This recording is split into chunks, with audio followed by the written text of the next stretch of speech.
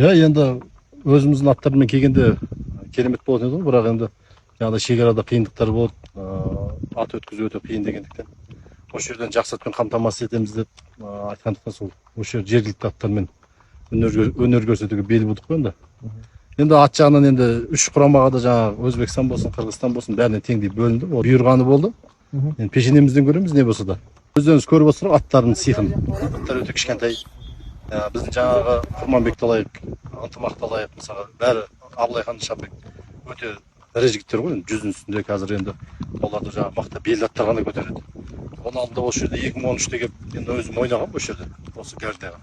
Сол кезде бізде жаңағы Нұқыл жаңағы Бақтыбай, Дәулет Омбаев, Мұстафа Ертаев сияқты өңшең жаңағы мықты дәу жігіттерді әкелеміз. Астымыздағы аттар жүрмейді, бізді көтере алмайды. Жалғыз Асланбек Сейдулла сол кезде жас жігіт еді. Сол Асланбек пен Ермек Көбей деген жал деп қоямыз. Сол екеуі ғана өндірді. Біз әшейін солардың жанында көмекші болып жүрдік былайша айтқан кезде. Бізге ат тура келмеді. Содан кейін мен осы ойынды көріп, содан кейін осы жеңілдеу балдар, ақтқа епті жеңілдеу балдарды таңдатып қойдым былайша айтқан кезде. Гар ойыны енді кешеге қарағанда бүгін тәуір. Кеше лақтырамай кішкене әдісін білмей жүрді. Бүгін енді көңілден шықты.